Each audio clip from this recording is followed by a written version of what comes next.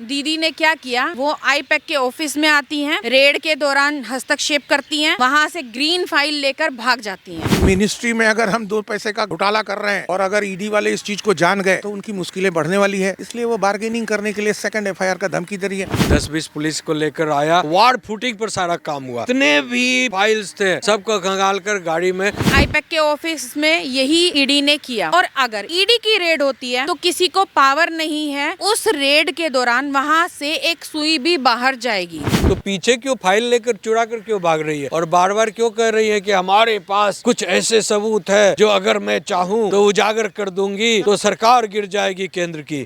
अगर कोई भी साक्ष्य, कोई भी सबूत उनके पास आता है तो वो बाउंड है वहाँ पर रेड करने के लिए, लेकिन कुछ ऐसा नहीं है, उसको सिर्फ एक इशू बनाया जा रहा है ताकि वो अपनी राजनीति को बचा सके। ममता बनर्जी लॉ पढ़ी हुई है और कानून का जितना उनको नॉलेज है उतना उनके कैबिनेट में किसी को नॉलेज नहीं है। वो तो किस आईपीएस को कब भगाना है, कहाँ से क्या चुराना है, कहाँ क्या भेजना है, सब जान क्रॉस एफआईआर की धमकी दे रही है। इस चीज का डर लग गया है कि अगर ये काला बाजारी, ये जो रहस्यमयी इनकी फाइल है वो खुलती है तो उनकी परतें खुल जाएंगी। उनके खिलाफ कुछ सबूत है घोटाले का, लेन देन का, तो करे ना, क्यों नहीं? वहाँ हाई कोर्ट में भी केस चल रहा है, यहाँ सुप्रीम कोर्ट में पीआईएल फाइल करे, डायरेक्ट एक्शन दिलाए। वो इस चीज को कैश कर रही हैं कि मेरे पास एक पेन ड्राइव है जिसमें मेरे पास बहुत सारे लोगों के काले कारनामे हैं, अगर मैं इसे उजागर करती हूँ केंद्र सरकार हिल जाएगी।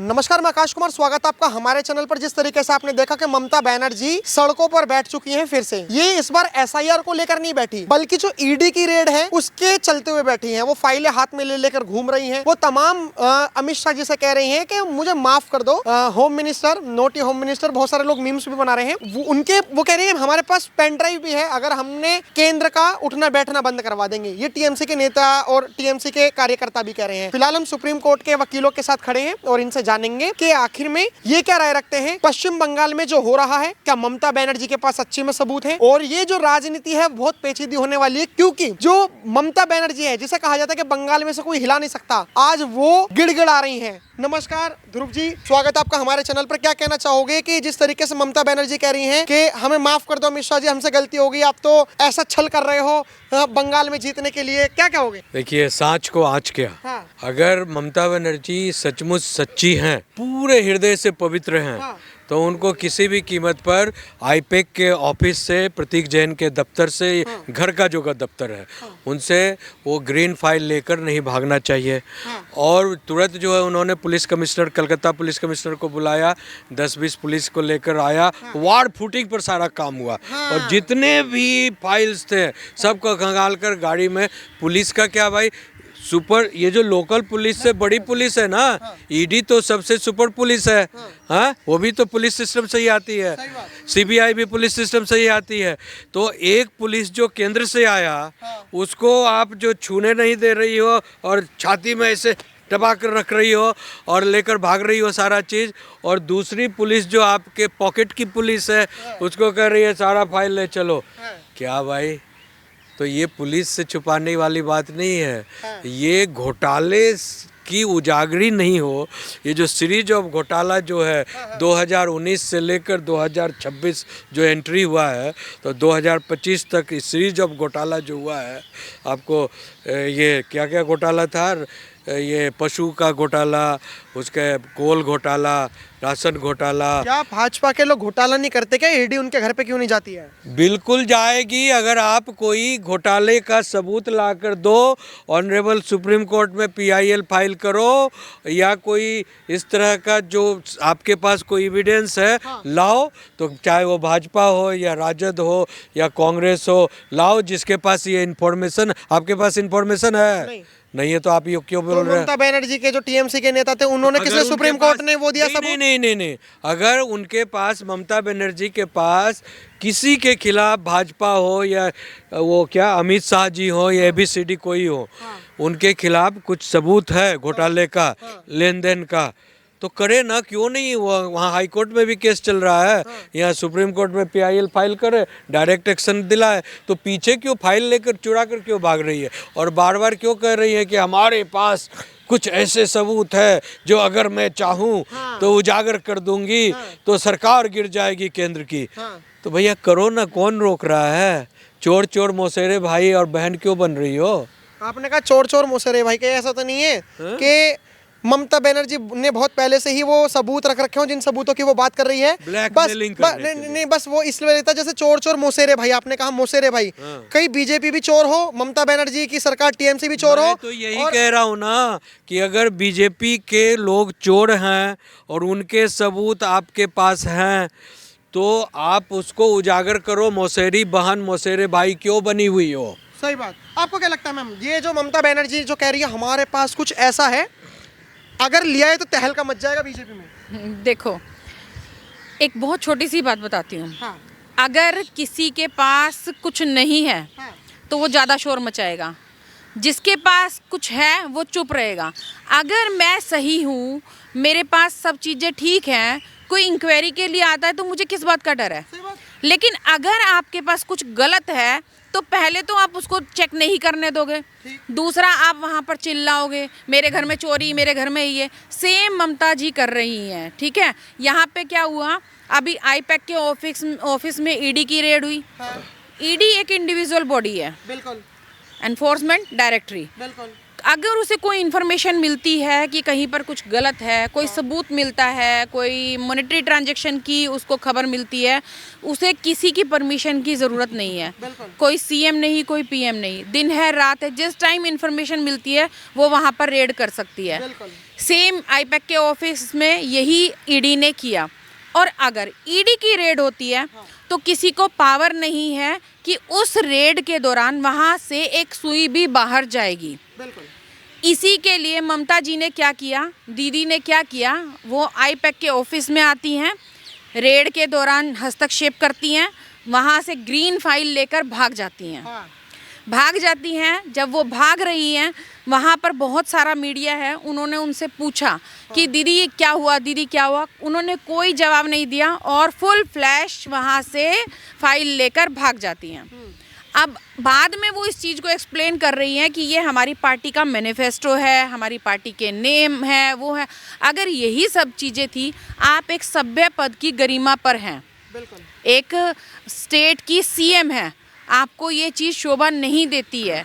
अगर वो आपकी ही पार्टी का मैनिफेस्टो है, आप ही की पार्टी के कार्यकर्ताओं के नाम है, तो आप उसे दिखा सकती थी, बता सकती थी। लेकिन क्योंकि उसमें कुछ रहस्य है, कुछ घपले हैं, कुछ कालाबाजारी है, जो नहीं चाहती हो आप कि बाहर आए।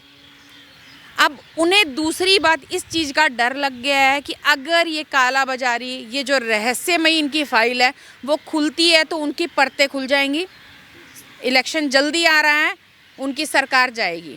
लेकिन अब वो इस चीज़ को कैश कैसे करें? वो इस चीज़ को कैश कर रही हैं कि मेरे पास एक पेन ड्राइव है जिसमें मेरे पास बहुत सारे लोगों के काले कारनामे हैं। अगर मैं इसे उजागर करती हूँ तो केंद्र सरकार हिल जाएगी। तो क्या, तो आप भी चोर हो। सही बात।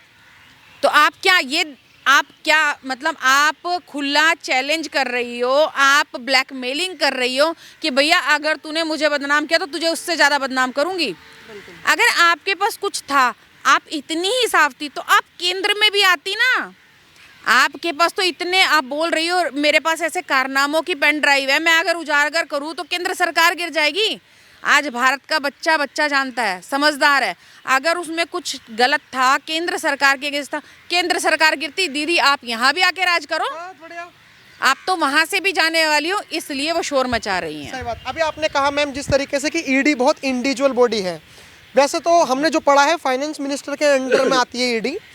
ये बताया जाता है कि निर्मला सीतारमण जी ने भी बहुत घोटाले करे हैं, भाजपा के बहुत बड़े बड़े नेता ने घोटाले करे हैं, लेकिन जो ईडी फाइनेंस मिनिस्ट्री के अंडर में आती है और फाइनेंस मिनिस्टर निर्मला सीतारमण है, वो जानबूझकर भाजपा के लोगों में रेड ही नहीं पड़वाती, क्योंकि ईडी से बड़ी तो फाइनेंस मिनिस्ट्री है और फाइनेंस मिनिस्ट्री में तो निर्मला सीतारमण है। नहीं, ऐसा नहीं है कि ईडी जो है वो फाइनेंस मिनिस्टर के अंडर, मतलब वो आती हैं वो उसके अंडर, कि वो बीजेपी के कार्यकर्ताओं पर रेड नहीं। अभी आपको बताया, अगर आपके पास बीजेपी के किसी भी कार्यकर्ता के अगेंस्ट कोई साक्ष्य है, कोई सबूत, आप लेके आओ, PIL लगाओ, आप डायरेक्ट हाई कोर्ट में जाओ, सुप्रीम कोर्ट में जाओ, लगाओ, और ईडी बाउंड है, अगर कोई भी साक्ष्य कोई भी सबूत उनके पास आता है तो वो बाउंड है वहाँ पर रेड करने के लिए, लेकिन कुछ ऐसा नहीं है। उसको सिर्फ एक इशू बनाया जा रहा है ताकि वो अपनी राजनीति को बचा सके। ये मैम सही कह रही हैं क्या? आपको लगता है कि ममता बनर्जी इतनी गलत हो सकती हैं जितना हमारे ध्रुव सर ने और मैम ने बोला? देखिए, ममता बनर्जी केवल चीफ मिनिस्टर ही नहीं है, वो सुप्रीम कोर्ट बार एसोसिएशन की मेंबर भी थी। अच्छा, ये मैं आपको बता दूं, जो भी सुन, ममता बनर्जी लॉ पढ़ी हुई हैं और कानून का जितना उनको नॉलेज है उतना उनके कैबिनेट में किसी को नॉलेज नहीं है। वो तो किस आईपीएस को कब भगाना है, कहाँ से क्या चुराना है, कहाँ क्या भेजना है, सब जानती हैं। और वो क्रॉस एफआईआर की धमकी दे रही हैं।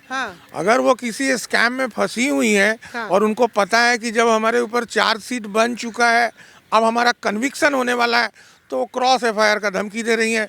मैं सरकार हिला दूंगी, मैं ये करूं। वो कुछ नहीं करेंगी, वो खुद फंस चुकी हैं क्योंकि वो लॉयर है। जितनी नींद उनकी हराम है उतनी नींद ईडी की भी हराम नहीं होगी, क्योंकि ईडी ने तो टारगेट कर लिया। और ममता जी लॉयर है, उनको बढ़िया से पता है कि दुनिया की कोई ताकत उनको नहीं बचा सकती है अगर वो अपने आप को सरेंडर ना करे। तो एज ए लॉयर होने के नाते मैं ममता बनर्जी के माइंड को रीड कर सकता हूँ।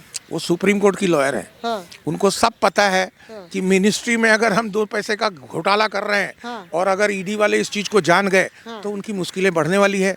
इसलिए वो बार्गेनिंग करने के लिए सेकंड एफआईआर का धमकी दे रही है। उनको ये भी पता है कि सेकंड एफआईआर से कुछ नहीं होता है, वो अपील के स्टेज में कभी काम आता है। जब उनको पूरा कन्विक्शन हो जाएगा तब तक तो सब कुछ हाथ से चला गया रहेगा। ये मेरा पर्सनल परसेप्शन है। आप तो धोती खोल रहे हो, मतलब इनकी सारी पूरी स्ट्रेटेजी की जो ये लोग माहौल बना रहे हैं, मीडिया में माहौल बना रहे हैं, ये कह रहे हैं कि हम तो हिला देंगे केंद्र को। मीडिया वाले को भी गलतफहमी है। मीडिया करती क्या है, सुनती कम है और कर देती है ज्यादा। मीडिया की वजह से जितने दंगे और जितना तबाही हुआ है देश विदेश में, हिंदुस्तानी मीडिया की वजह से, मैं मीडिया के खिलाफ कुछ कहना नहीं चाहता हूँ। मीडिया के पास आदमी की कमी है। आदमी बोले तो जैसे सुप्रीम कोर्ट के कैंपस में आप, तो आप कम से कम लॉयर होते तो आपको ये बात आसानी से समझ में आ जाती कि एक लॉयर और एक इंटेलिजेंट जितना बड़ा चोर हो सकता है उतना चोर आम लिटिगेशन नहीं होता है, और छोटा ये नहीं होता। वैसे आपने जो मीडिया की बात बोली, अब इन्होंने मीडिया की बात बोली तो मैं भी थोड़ा बोल देता हूँ। आपको पता है कि ईरान में जो सरकार गिरी है, ईरान की सरकार थोड़ी, ईरान की सरकार मीडिया, इंडिया में मीडिया जो है एडमिनिस्ट्रेशन ऑफ जस्टिस में तो कुछ नहीं कर पाया, लेकिन सरकार गिराना और इसमें बहुत बड़ा अपना रोल समझता है। और लोग भी सोचते हैं इन्होंने मीडिया को खरीद लिया।